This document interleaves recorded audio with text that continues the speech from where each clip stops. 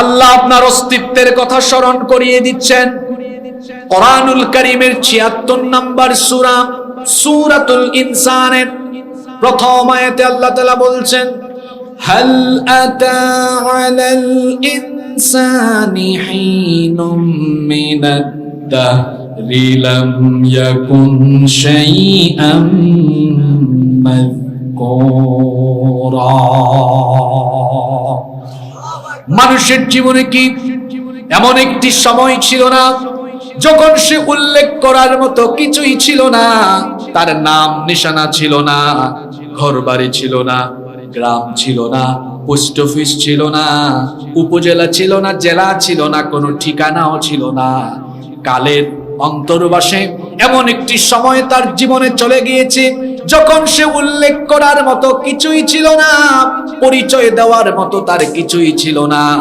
সে ছিল অস্তিত্বহীন, সে ছিল প্রাণহীন, একেবারে কিছুই সে ছিল না।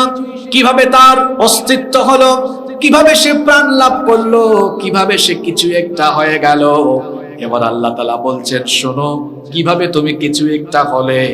কোরআনুল কারীমের ২৩ নম্বর সূরা সূরাতুল মুমিনুনের ১২ নম্বর আয়াত থেকে আল্লাহ তাআলা ইরশাদ করছেন, ওয়ালাকাদ খালাকনাল ইনসানা মিন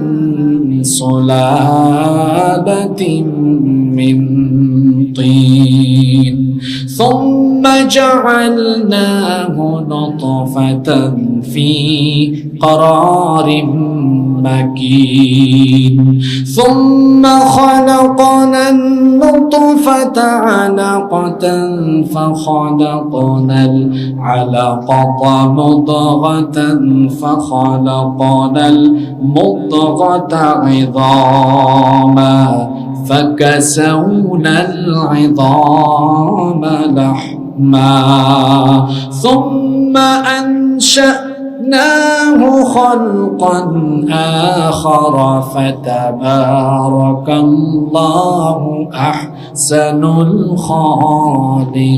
الخالقين।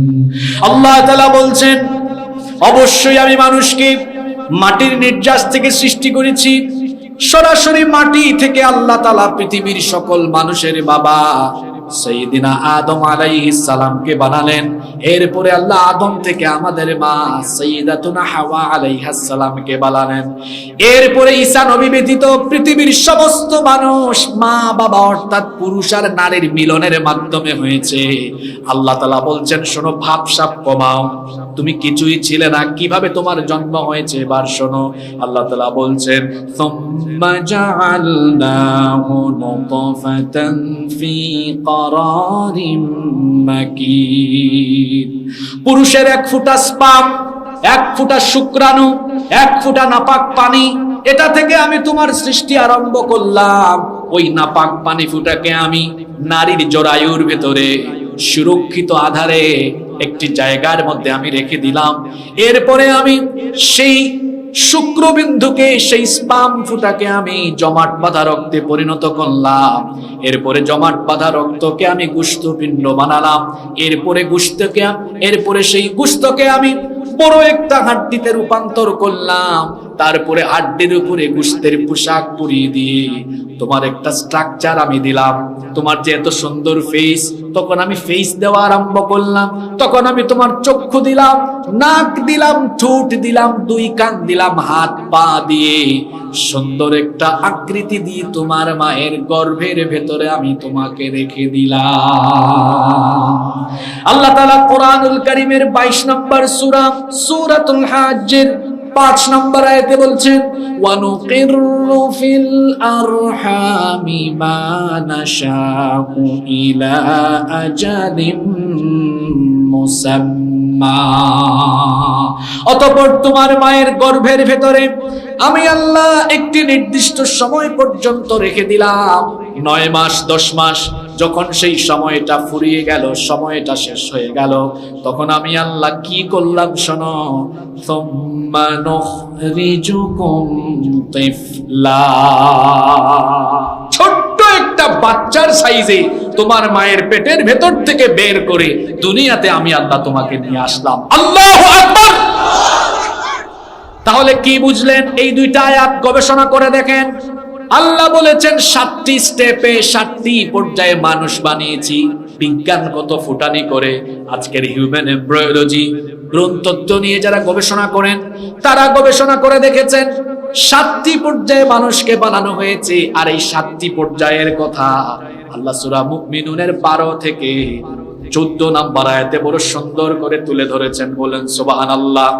কিভাবে 7টি পর্যায়ে মানুষ বানানো হলো শুনেন। এই আয়াতে এসেছে প্রথম উপাদান হলো মাটি, মাটির নির্যাস থেকে হয়েছেন বাবা আদম, আদম থেকে হাওয়া, এরপরে নারী পুরুষের মিলনে সন্তান কেমনে আসতেছে।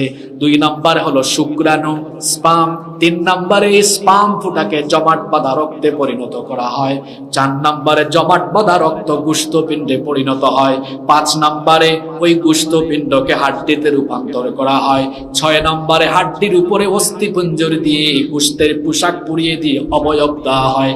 আর 7 নম্বরে হলো এরপরে মায়ের পেটের ভেতরে থাকে ধাপে ধাপে কয়েক মাস অবস্থান করিয়ে পূর্ণাঙ্গ আকৃতি দিয়ে বাচ্চার আকারে আল্লাহ দুনিয়াতে নিয়ে আসে। আল্লাহ তাআলা সূরা বাকারার আয়াতে বলছেন, কাইফা তাকফুরুনা বিল্লাহি ওয়া কুনতুম আমওয়াতান ফাআহইয়াকুম সুম্মা ইউমীতুকুম সুম্মা ইউহয়ীকুম সুম্মা ইলাইহি তুরজাউন। কি করে তোমরা আল্লাহর সাথে কুফরি করো, আল্লাহর সাথে নাফরমানি করো। ওয়া কুনতুম আমওয়াতা, অথচ তুমি ছিলে মৃত, তুমি ছিলে প্রাণহীন, তোমার কোনো অস্তিত্ব ছিল না। এভাবে 7টি প্রক্রিয়ায় আপনাকে, আমাকে, আমাদেরকে যিনি অস্তিত্ব দিলেন, গলার আওয়াজ বড় করে বলেন তিনি কি? অস্তিত্ব হলো এই যে আমি এখন 5 ফুট 9 ইঞ্চি, আপনারা 5 ফিট 6 ইঞ্চি 7 ইঞ্চি, কেউ 6 ফিট, এত লম্বা মানুষ। আল্লাহ বলেছেন তুমি ছিলে ছোট্ট একটা বাচ্চা। এই আয়াতে আল্লাহ বলছেন সূরা হজের 5 নম্বর আয়াতের পরের অংশে আল্লাহ বলছেন, সুম্মা লিতাবলুগু আশুদ্দাকুম ওয়া মিনকুম মান ইউতাওয়াফফা ওয়া মিনকুম মান يرد إلى أرذل العمر لكي لا يعلم من بعد علم شيئا। আল্লাহ তাআলা বলেছেন অতঃপর তোমাকে যৌবন বয়স পর্যন্ত উপনীত করা হলো, আর তোমাদের মধ্যে কাউকে কাউকে এই যৌবন বয়সে মৃত্যু দেওয়া হয়। বলেন তো অকাল মৃত্যু আমাদের সমাজে আছে না নাই? আল্লাহ তাআলা বলছেন আবার কাউকে কাউকে হীনতম বয়সে অর্থাৎ বার্ধক্যে পৌঁছায় দেওয়া হয়। আর যে ব্যক্তি বার্ধক্যে যায় তার পরিস্থিতি এমন হয়, আল্লাহ তাআলা বলছেন মাইয়ুরাদ্দু ইলা আরযালিল উমরি, আল্লাহ যাকে চান তাকে হীনতম বয়সে পৌঁছান, বার্ধক্যে পৌঁছান, তখন তার অবস্থা এমন হয় লিকাইলা ইয়ালামু মিন বা'দি ইলমিন শাইআ, অবস্থা এমন হয় সারা জীবন অনেক কিছু জানার পরেও দেখা যায় বার্ধক্য বয়সে গিয়ে মানুষ ভুলে যাওয়ার মতো অবস্থা হয় কি হয় না? জোরে বলেন হয় কি হয় না? তুমি কি করে আল্লাহর সাথে কুফরি করো, নাফরমানি করো, আল্লাহর আইন লঙ্ঘন করো। বান্দা তুমি তো কিছুই ছিলে না, তোমাকে আমি এভাবে বানালাম। বানানোর পরে দুনিয়াতে আসলে, আসার পরে তোমার ফুটানি বন্ধ হয় না।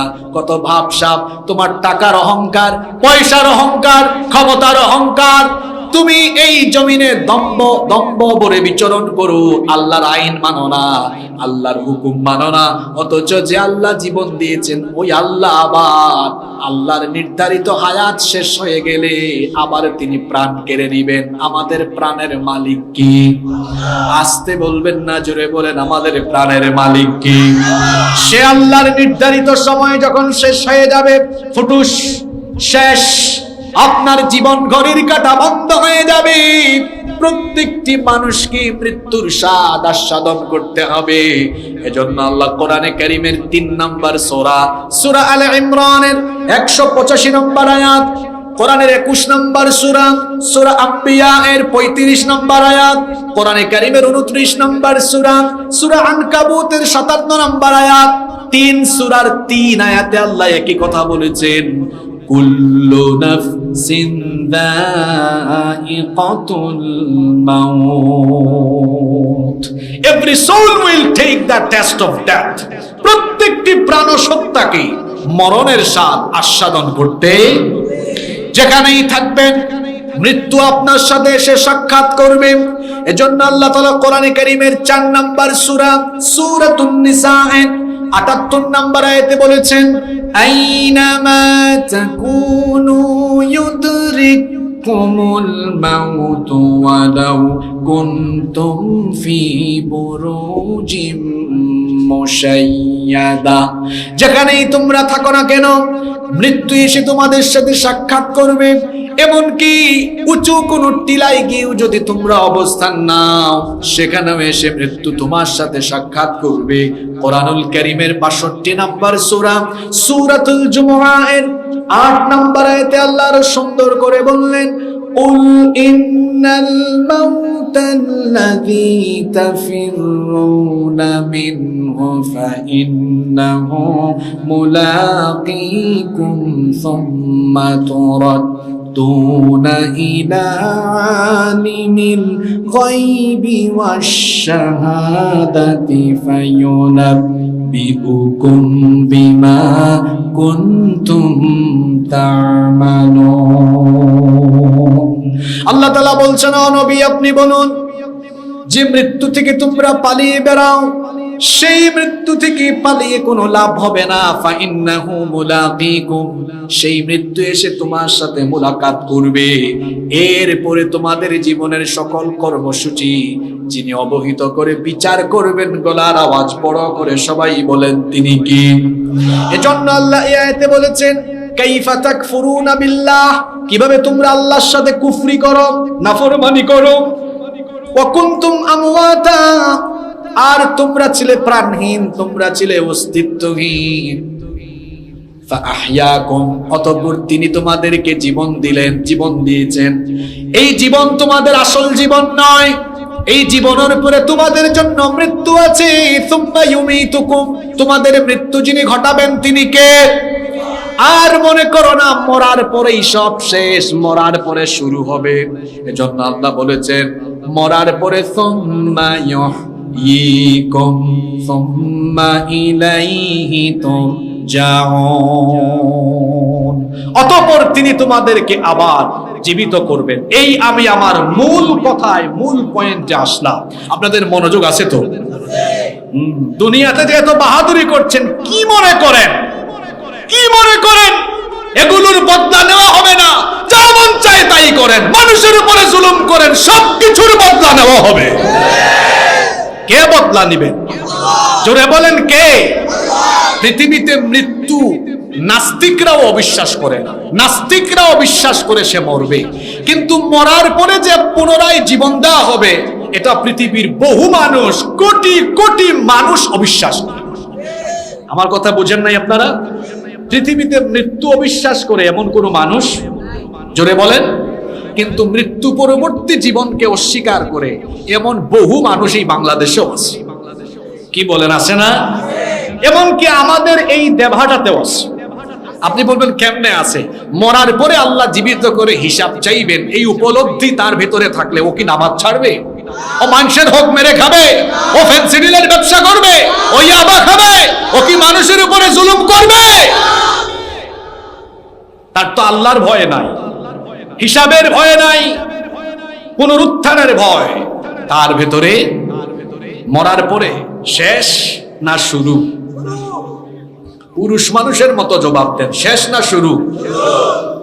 এই পৃথিবীতে বাবা আদম থেকে নিয়ে আমাদের নবী পর্যন্ত আলাইহিমুস সালাম, যত আম্বিয়া আলাইহিমুস সালাম এসেছেন, সব নবী রাসূল তার উম্মতকে তাওহীদ আর রিসালাতের দাওয়াতের পাশাপাশি 3 নম্বরে এই বাস, পুনরুত্থানের ব্যাপারে সতর্ক করেছেন।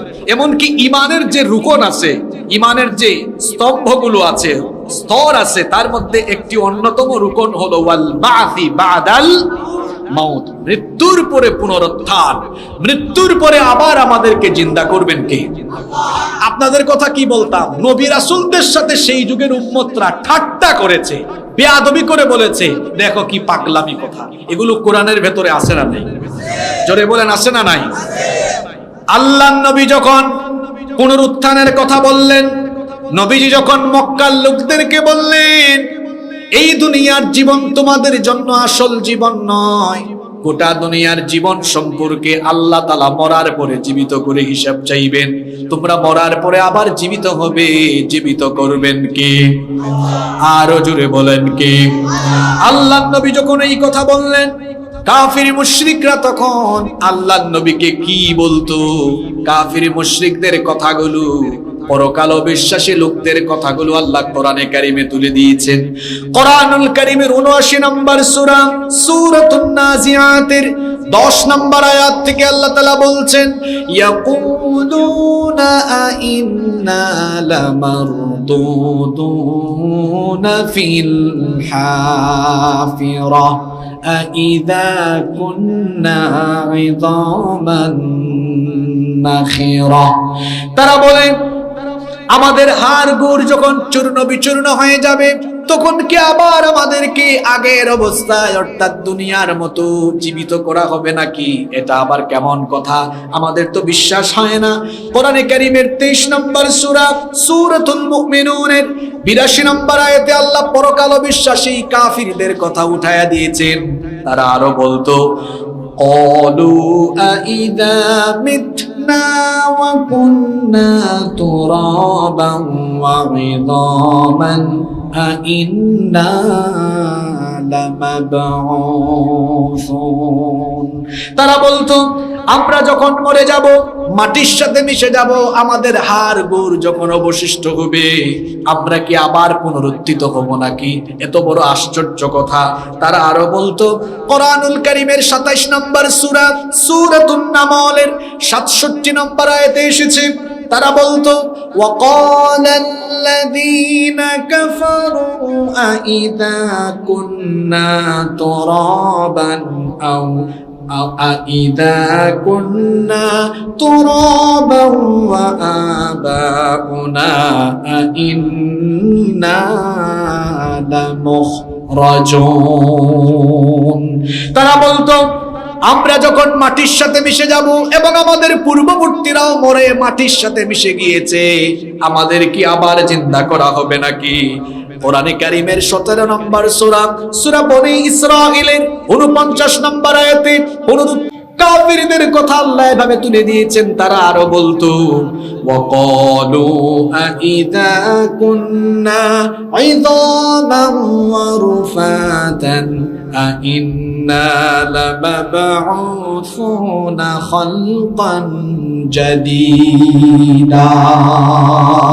তারা বলতো, আমরা যখন হাড্ডি গুড্ডিতে রূপান্তর হয়ে যাব, সব যখন নিঃশেষ হয়ে যাবে, হাড্ডি অস্থি পিঞ্জরে যখন অবশিষ্ট হয়ে যাব, তখন কি আবার নতুন করে আমাদেরকে সৃষ্টি করা হবে নাকি? নবীজিকে যখন তারা এই প্রশ্নগুলো করত, আল্লাহ আয়াত নাজিল করলেন। আয়াত নাজিল করে বললেন, নবী আপনি এই পুনরুত্থান স্বীকারকারী পরকাল অবিশ্বাসী কাফিরদেরকে জবাব দেন। আল্লাহ তাআলা নবীজিকে জবাব শিখিয়ে দিলেন, কুল কুনু হিজারাতান আও হাদিদান আও খালকাম মিম্মা ইয়াকবুরু ফি সুদুরিকুম ফাসায়াকুলুনা মান ইউঈদুনা। ও নবী আপনি তাদেরকে বলুন, কুনু হিজারাতান আও হাদিদান, মরে পচে গলে যদি হাড্ডিগুলো চূর্ণ বিচূর্ণ হয়, তাও তো জীবিত আল্লাহ করবেনি। এমনকি কুনু হিজারাতান আও হাদিদান, যদি তোমরা পাথর হয়ে যাও কিংবা লোহা হয়ে যাও, অথবা তোমরা যদি আরো বড় কিছুতে পরিণত হয়ে যাও, ও নবী তারা হয়তো আপনাকে এসে বলবে, মাইয়ুঈদুনা, কে আবার আমাদেরকে জীবিত করবে? নবী গো আপনি এই পরকাল বিশ্বাসী লোকদেরকে জবাব দেন, জবাবটা এইরকম করে দেন। নবীজিকে জবাবটা শিখায়া দিচ্ছেন কে? এই দুনিয়ার কোন মানুষ নবীজির শিক্ষক নন। নবীজির শিক্ষক সরাসরি যিনি, জোরে বলেন তিনি কে? আল্লাহ নবীজিকে শিখাচ্ছেন, নবীজি এই কাফিরগুলোকে আপনি এইভাবে জবাবটা দেন। আল্লাহ জবাবটা শিখায় দিলেন, কুলিল্লাযী ফাতারাকুম আউওয়ালা মাররাতিন ফাসায়ুনগিদুনা ইলাইকা রুউসাহুম ওয়া ইয়াকুলুনা মাতা হুয়া। ও নবী, তাদেরকে বলুন তিনি তোমাদেরকে আবার মরে যাওয়ার পরে জিন্দা করবেন, জীবিত করবেন। প্রথমবার যিনি তোমাদেরকে সৃষ্টি করেছেন, বলেন তো প্রথমবার যিনি সৃষ্টি করেছেন তিনি কি? এই কথার উদ্দেশ্য হলো, প্রথমবার যিনি তোমাকে স্পাম থেকে এক ফোঁটা নাপাক পানি থেকে বানাতে পারলেন, মরে যাওয়ার পরে সেই মহামহিয়ান রব কি তোমাকে পুনরায় আবার সৃষ্টি করতে পারবেন কিনা? শোনেন, একটা উদাহরণ দেই, এই মাইকের অপারেটরকে দিয়ে উদাহরণ দেই। এই মাইকের অপারেটর মাইকগুলো লাগালো, আপনারা দেবহাটের মানুষ, এই গাজীর হাটের মানুষ যদি মাইকগুলো খুলে ফেলেন, তারগুলো যদি কেটে ফেলেন, এই মাইকগুলোকে পুনরায় সেট করা এটা কি অপারেটরের জন্য কঠিন নাকি? জোরে বলেন। তো আল্লাহর সৃষ্টি করা মানুষের জন্য যদি তার কাজ এটা সে একবার করার পরে দুইবার করা সহজ হয়, তাহলে যে আল্লাহ তাআলা সবকিছুর মালিক, সবকিছুর স্রষ্টা, সেই আল্লাহ তাআলা কি আমাদের মতো দুর্বল মানুষ মরে গিয়ে পচে গিয়ে গলে যাওয়ার পরে আবার আমাদেরকে জিন্দা করতে পারবেন কিনা? এবার শুনেন, আপনাদেরকে সুন্দর একটা ঘটনা শোনাই। বিরক্ত লাগতেছে আপনাদের? আপনাদের পছন্দের সূরা কোরআনে কারীমের 36 নম্বর সূরা, সূরা ইয়াসিনের মধ্যে এই ঘটনা এসেছে। সূরা ইয়াসিনের শেষের 5টা আয়াতে আল্লাহ একটা সুন্দর ঘটনা তুলে দিয়েছেন। 78 নম্বর আয়াত থেকে আল্লাহ তাআলা পুনরুত্থান সম্পর্কে একটা চমৎকার ঘটনা উল্লেখ করেছেন। তাফসীর ইবনে কাসির, তাফসীর কুরতুবী, তাবারী সহ সকল তাফসীরে এসেছে আয়াতগুলো হয় আসিব ইবনে ওয়াইল অথবা উবাই বিন খালফের ব্যাপারে নাজিল হয়েছে। এই দুইজনের কোনো একজন, বেশিরভাগ রিওয়ায়াতে এসেছে আসিব ইবনে ওয়াইল। আসিব ইবনে ওয়াইল মক্কার উপত্যকায় হাঁটাহাঁটি করছিলেন। শুনতেছেন ঘটনাটা আপনারা? আসিব ইবনে ওয়াইল মক্কার উপত্যকায় হাঁটছেন, হঠাৎ করে তার চোখের সামনে পুরাতন একটি হাড্ডি চোখে পড়ল। জোরে বলেন, পুরাতন একটা হাড্ডি চোখে পড়ল। এই হাড্ডিটা তিনি হাতে নিলেন। বহুদিনের পুরনো হাড্ডি হওয়ায় হাতের মধ্যে নিয়ে যখন মুচড় মারলেন, এটা চূর্ণ বিচূর্ণ হয়ে একেবারে গুড়া গুড়া হয়ে গেল। তিনি তখন হাতের এই গুড়া গুড়া অংশের দিকে তাকিয়ে বললেন, জানি না কতদিন আগে এখানে কে মারা গিয়েছে। হাড্ডি গুড্ডি যখন এই অবস্থা হলো, চূর্ণ বিচূর্ণ এখন আবার গুড়া গুড়া হয়ে গেল, আল্লাহ নবী যে আমাদেরকে বলেন এগুলোকে আবার একত্রিত করে আবার নাকি আল্লাহ জীবিত করবেন। ব্যাপারটা কেমন, পুরো বিস্ময়কর ব্যাপার, পুরো আজীব ব্যাপার। তখন তিনি তার হাতের এই চূর্ণ বিচূর্ণ হাড্ডি নিয়ে আল্লাহর নবীর দরবারে গেলেন। আল্লাহর নবীর সামনে গিয়ে আল্লাহর নবীকে তিনি কি বললেন?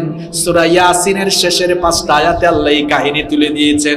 আল্লাহ তাআলা বলছেন, ওয়া দারাবা লানা মাসালান ওয়া নাসিয়া খালকা ক্বালা মান ইউহয়িল ইযামা ওয়া হিয়া রামীম। আল্লাহ তাআলা বলছেন, সে আমার উদ্দেশ্যে আমাকে উপমা পেশ করে ও নবী, অথচ তার নিজের পরিচয় সে ভুলে গিয়েছে, তার সৃষ্টি সম্পর্কে সে অনবহিত হয়ে গিয়েছে। সে বলে, সে আপনাকে বলছে এই চূর্ণ বিচূর্ণ গুড়া গুড়া হয়ে যাওয়া হাড্ডিগুলোকে আবার পূর্বের অবস্থায় ফিরিয়ে কি করে আল্লাহ জীবিত করবেন। নবী গো, আপনি তাকে জবাবটা দেন এভাবে। আল্লাহ নবীকে জবাব শিখায়া দিলেন। নবী তাকে বলেন, কুল ইউহয়িহাল্লাযী আনশাআহা আউওয়ালা মাররাতিন ওয়া হুয়া বিকুল্লি খালকিন আলীম। আল্লাহু আকবার! কি সুন্দর জবাব! নবী বলেন, ইউহয়িহাল্লাযী আনশাআহা আউওয়ালা মাররা, প্রথমবার যিনি তোমাকে সৃষ্টি করেছেন, মরে যাওয়ার পর পরের বার তুমি ধ্বংস হয়ে গেলেও পরের বার তিনি আবার তোমাকে সৃষ্টি করেন। সুবহানাল্লাহ কইতে ইচ্ছে করে না? আসেন বিষয়টা বুঝায় দিই। আমার হাতে কি? জোরে বলেন। মোবাইল মাঝে মাঝে নষ্ট হয় না কি? আপনাদের সাথীর হাতে মোবাইল নষ্ট হয় না?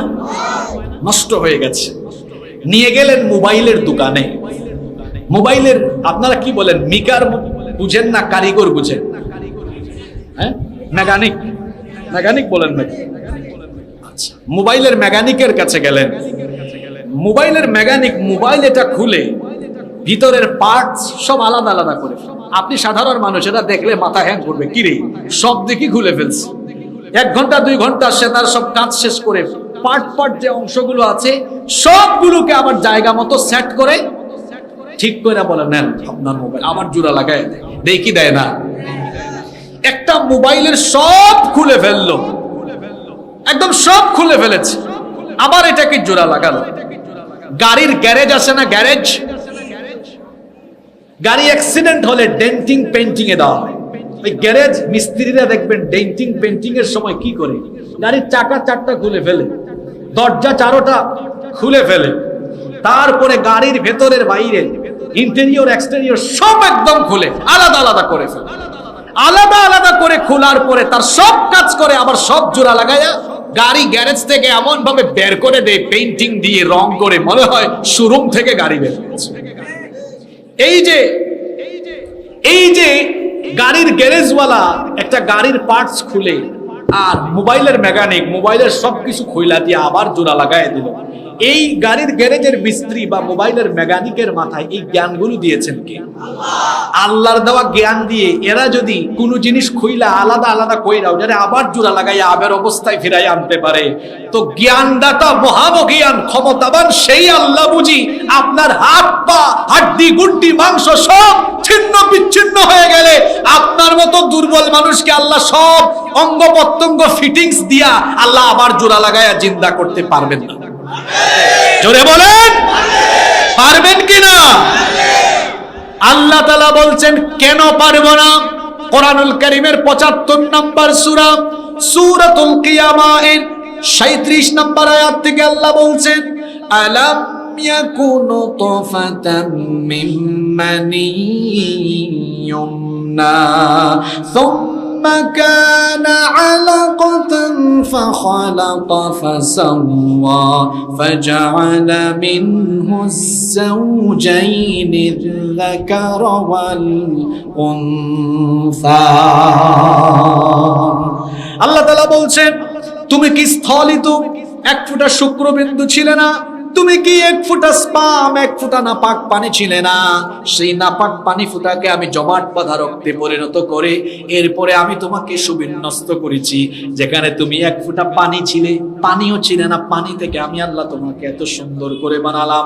তোমার মতো দুর্বল মানুষ মরে মাটির সাথে মিশে গেলে, হাড্ডি গুড্ডি আলাদা হয়ে গেলে, আলাইসা যালিকা বিকাদিরিন আলা আন ইউহয়িয়াল মাউতা।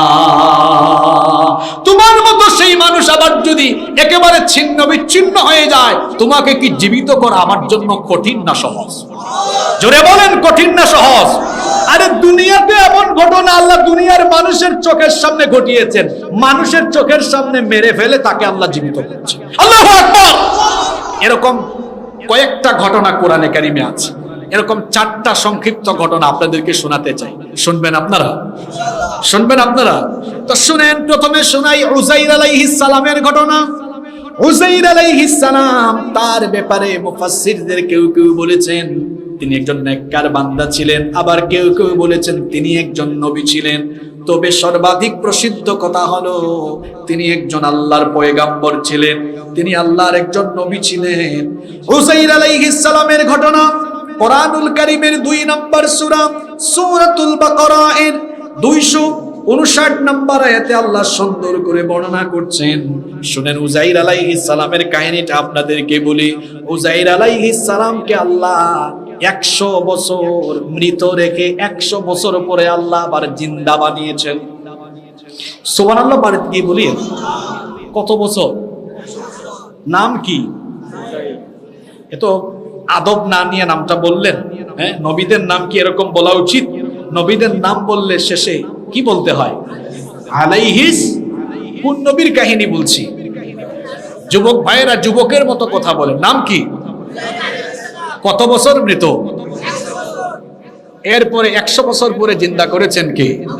এটা কিচ্ছা না তো, 2 নম্বর সূরা, এই সূরা বাকারার 200 কত নম্বর আয়াত, 59 নম্বর আয়াত। আজকে বাড়ি গিয়ে পড়ুন, তাফসীর ইবনে কাসিরের মধ্যে এই ঘটনা খুব সুন্দর করে এসেছে। আল বিদায়া ওয়ান নিহায়ার ভেতরেও এই কাহিনী বড় চমৎকার করে বর্ণনা করা হয়েছে। উযাইর আলাইহিস সালাম তিনি তার গাধায় আরোহণ করে গাধার উপরে উঠে তিনি ফিলিস্তিনের অঞ্চল দিয়ে যাচ্ছিলেন। সেই সময়ের জালিম বাদশা, জালিম স্বৈরাচার সকল যুগেই ছিল, শুধু নামটা ভিন্ন, কিন্তু সকল যুগের জালিম আর স্বৈরাচারের খাসলত কিন্তু এক রকমের। জালিমদের কাছে ইসলাম ভালো লাগে না, স্বৈরাচারদের কাছে কোরআন ভালো লাগে না, দ্বীন ভালো লাগে না। এই জন্য পৃথিবীর শুরু থেকে আজ পর্যন্ত, আজ থেকে নিয়ে কিয়ামত পর্যন্ত সকল যুগের স্বৈরাচার, সকল যুগের জালেমরা ইসলাম ওয়ালাদের উপরে হিংস্র হায়নার মতো ঝাঁপিয়ে পড়েছে। কিন্তু আল্লাহর দ্বীনের পথে অবিচল থাকা লোকগুলো জালিমদেরকে ভয় পায় না, স্বৈরাচারদেরকে ভয় পায় না, কারণ মুমিনদের দিলে কেবলমাত্র একজনের ভয় আছে, তিনি কে? আল্লাহকে যারা ভয় করে তারা কাউকে ভয় করে, এটা পরীক্ষিত কথা। এই জন্য পূর্ববর্তী যুগের স্বৈরাচার জালিমেরা আল্লাহর দ্বীনের মুজাহিদদেরকে সামনে এনে বলেছে, হয় তুমি জীবনের মায়া ছাড়ো, নইলে ঈমান ছাড়ো। জালিম আর স্বৈরাচারদের সামনে আমাদের পূর্ববর্তী ঈমানদাররা দীপ্ত কণ্ঠে বলেছিলেন, স্বৈরাচার জালিমের দল, তোমরা আমার কাছ থেকে আমার জীবন কেড়ে নিতে পারবা, আমার কাছ থেকে আমার ঈমান তোমরা কেড়ে নিতে পারবা না। আল্লাহু আকবার।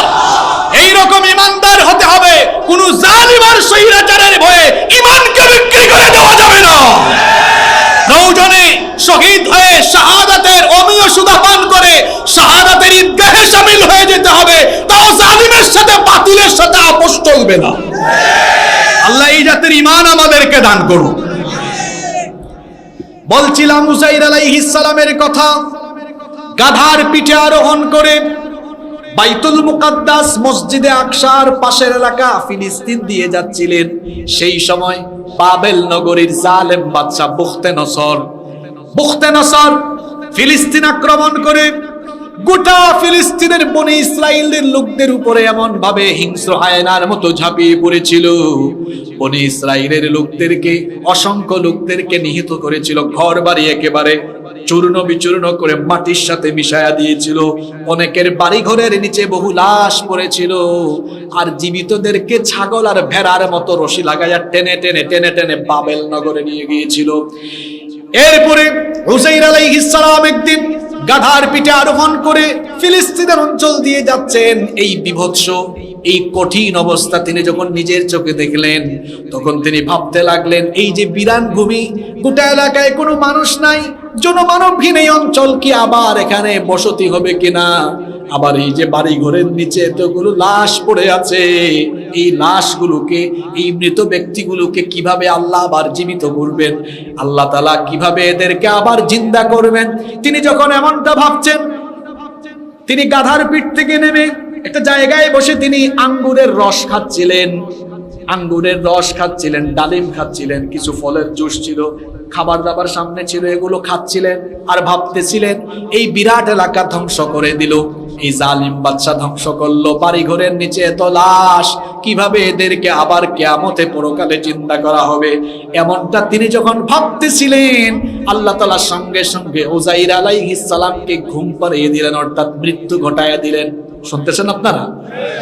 এই রকম করে এক মৃত্যুতে তিনি 100 বছর শেষ হয়ে গেল। জুড়ে বলেন কত বছর? এই ঘটনাটা আমি এবার কোরআন থেকে শোনাই। আল্লাহ তাআলা বলছেন, আও কাল্লাযী মাররা আলা ক্বরয়াতিন ওয়া হিয়া খাওয়ায়াতুন আলা উরুশিহা ক্বালা আন্না ইউহয়ী হাযিহিল্লাহু বা'দা মাউতিহা। আল্লাহ তাআলা বলছেন, অথবা তার উদাহরণ সেই ব্যক্তির মতো যে একটি জনপদ দিয়ে অতিক্রম করছিল, যে জনপদ একেবারে তছনছ হয়ে গিয়েছিল, সেটা দেখে সে বলেছিল আন্না ইউহয়ি হাদিহিল্লাহু বা'দা মাউতিহা, এদের মৃত্যুর পরে কিভাবে আল্লাহ এদেরকে আবার জীবিত করবেন। আল্লাহ তাআলা কি করলেন, ফাআমাতাহুল্লাহু মিআতা আমিন সুম্মা বা'আথা। এই চিন্তা যখন তিনি করছিলেন, ফাআমাতাহুল্লাহ, আল্লাহ তাকে মৃত্যু দিলেন, আল্লাহ তার মৃত্যু ঘটালেন। মিআতা আমিন, 100 বছর আল্লাহ তার মৃত্যু দিয়ে রাখলেন। সুম্মা বা'আথা, অতঃপর 100 বছর পরে তাকে জিন্দা করলেন কে? আল্লাহ পারবেন না? আল্লাহ যখন জিন্দা করলেন, ফেরেশতা পাঠালেন, প্রথমে তার চোখ খুলল। চোখ খোলা মাত্রই তিনি দেখলেন, হায় হায়, আমি তো চোখ বন্ধ করার আগে দেখেছিলাম এটা বিরান ভূমি, কোনো বাড়ি ঘর কিছুই নাই। এখন চোখ খুলেছেন কয়শো বছর পরে, এই 100 বছরে আবার এই এলাকায় ফিলিস্তিন, এখানে এসে মানুষ আবার ঘর বাড়ি নির্মাণ করেছে। চোখ খুলে দেখলেন বাড়ি ঘর আর বাড়ি ঘর। শুনেন, গাজীরহাটের মানুষ রাতের বেলা ঘুমাইছেন, দেখলেন আপনি এখানে বাগান ছিল, সকালবেলা উঠে যদি দেখেন এখানে বিল্ডিং হয়ে গেছে, অবাক লাগবে কি লাগবে না? উযাইর আলাইহিস সালাম তার মৃত্যু হয়েছিল, তিনি ভাবছেন মনে হয় ঘুমেই ছিলাম। চোখ খুলে দেখেন হায় হায় হায়, গোটা ফিলিস্তিনে বাড়ি ঘর আর বাড়ি ঘর। আল্লাহ তাআলা ফেরেশতা পাঠালেন, ফেরেশতা এসে তখন তাকে জিজ্ঞেস করলো, এই আয়াতে এসেছে, আল্লাহ তাকে জিজ্ঞেস, ফেরেশতা বলল কাম লাবিথা, কতদিন আপনি ঘুমেছিলেন, কতদিন অবস্থান করেছেন? তখন উযাইর আলাইহিস সালাম জবাব দিলেন, ক্বালা লাবিথতু ইয়াওমান আও বা'দা ইয়াওম। তিনি যখন ঘুমিয়েছিলেন সেটা ছিল সকাল বেলা, 100 বছর পরে তাকে যখন জিন্দা করা হয়েছিল সেটা ছিল বিকাল বেলা। এজন্য তিনি ভেবেছেন হয়তো তিনি পুরা একদিন অথবা অর্ধেক দিন ঘুমিয়েছেন। বললেন এই তো কিছু সময়, অর্ধেক দিন হয়তো আমি ঘুমিয়েছি। তখন তাকে বলা হলো, না, আপনি আসলে একদিন বা অর্ধেক দিন ঘুমান নাই। ক্বালা বাল লাবিথতা মিআতা আম, বরং আপনি 100 বছর ঘুমিয়েছিলেন, মৃত ছিলেন। আল্লাহু আকবার! 100 বছর আপনি মৃত ছিলেন। কিন্তু অবাক করা কাণ্ড হলো, আপনি চোখ বন্ধ করার আগে আপনার দস্তরখানায় সামনে যে খাবার দাবার ছিল, যে জুস ছিল, তাকায়া দেখেন, ফানদুর ইলা তাআমিকা ওয়া শারাবিকা লাম ইয়াতাসান্না। আপনার খাবার দাবার আর পানীয়ের দিকে তাকান, চোখ বন্ধ করার আগে যেরকম ছিল খাবারগুলো এখনো সেরকম তরতাজা আছে, ভালো আছে। এখনো আঙ্গুরের জুসের মধ্যে টক টক কোনো ভাব আসে নাই। লাম ইয়াতাসান্না, এগুলো এখনো অপরিবর্তনীয় আছে। এবং তাকে বলা হলো, আপনার গাধার দিকে তাকান, আপনার গাধা কিন্তু আর গাধা নাই, গাধা বহু আগে মারা গিয়েছে। সুবহানাল্লাহ বলবেন না? তিনি সত্যি সত্যি দেখলেন খাবার দাবার ঠিক আছে, কিন্তু গাধা নাই। এই যে শুনেন, আল্লাহ বলছেন, ওয়ানদুর ইলা হিমারিকা ওয়ালিনাজআলাকা আয়াতান লিন্নাসি ওয়ানদুর ইলাল ইযামি কাইফা নুনশিজুহা থুম্মা নাকসুহা লাহমা। আপনার গাধার দিকে তাকান, আপনার গাধার দিকে তাকান, এটা বহু আগে মারা গিয়েছে। তিনি দেখলেন হ্যাঁ, এটা মরে গিয়ে পচে হাড্ডি গুড্ডি সব ছিন্ন বিচ্ছিন্ন হয়ে আছে। এবার আল্লাহ কি করলেন শোনেন, আল্লাহ বললেন, উযাইর, তোমার চোখের সামনে দেখাই কিভাবে 100 বছর তোমাকে আমি মৃত রেখে জীবিত করেছি, এটার প্রমাণ তুমি নাও। তোমার চোখের সামনে তোমার মৃত গাধার এই হাড্ডি গুড্ডিকে কিভাবে আমি জোড়া লাগাইয়া, এই হাড্ডি গুড্ডির উপরে মাংসের পোশাক পরাইয়া তোমার চোখের সামনে গাধাকে আমি আবার জীবিত করে দিলাম। আল্লাহু আকবার! উযাইর আলাইহিস সালাম এই কাহিনী চোখের সামনে দেখে তিনি তখন আল্লাহর বরত্ব ঘোষণা করলেন, বললেন, আল্লাহ, আমার আর এখন কোনো সন্দেহ নাই, মরার পরে তুমি কিভাবে জীবিত করবে, এই কুদরতি ঘটনাই পরকাল অবিশ্বাসী মানুষদের জন্য যথেষ্ট। সুবহানাল্লাহ। বলছিলাম পৃথিবীতে এইরকম ঘটনা ঘটেছে। সূরার নাম সূরা, জোরে বলেন। এবার সেই গাভীর ঘটনাটা বলি। এই গাভীর ঘটনার ভেতরে মানুষ জিন্দা করার আরেকটা কাহিনী আছে। আপনাদের কষ্ট হচ্ছে? 10-15 মিনিট মনোযোগ থাকা যাবে না? ঘটনাটা না বলে কি শেষ করে দিব? ঘটনাটা শুনবেন এই গাভীর ঘটনাটা বলছি, শুনবেন তো?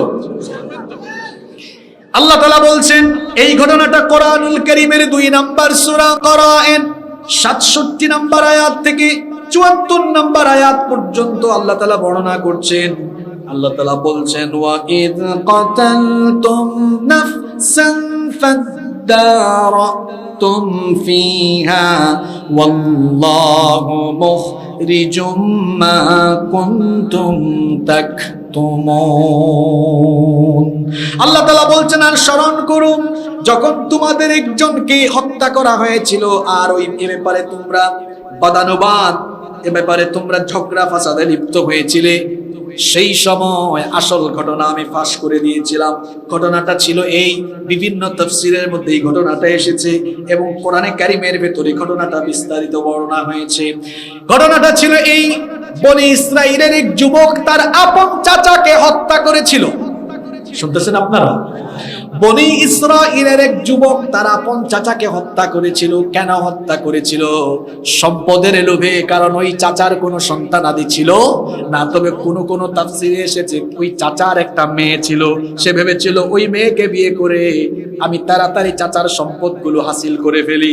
আর কোন তাফসীরে এসেছে তার চাচার কোনো সন্তান আদি ছিল না, তাহলে সন্তান নাই, উত্তরাধিকারী হয়ে যাবে ভাতিজা। এজন্য সে তার চাচাকে গভীর রাতে বাড়িতে ঢুকে হত্যা করলো।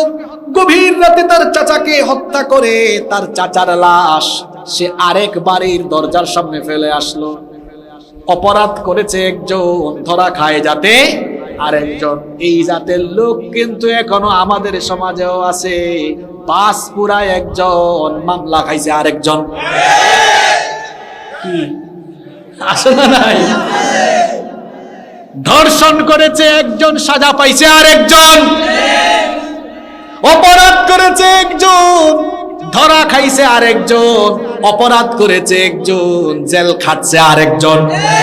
এরকম আছে না নাই? এইরকম কাহিনী দুনিয়াতে অতীতেও সংগঠিত। দেখেন বনি ইসরাইলের এই ঘটনা আল্লাহ সূরার ভেতরে তুলে দিয়েছেন। ভাতিজা তার আপন চাচাকে খুন করেছে, শেষ করে দিয়েছে। আবার লাশ আরেকবারের দরজার সামনে রেখেছে যাতে সকালবেলা এলাকার মানুষ মনে করে এই বাড়ির মানুষজন তাকে এখানে ডেকে এনে হত্যা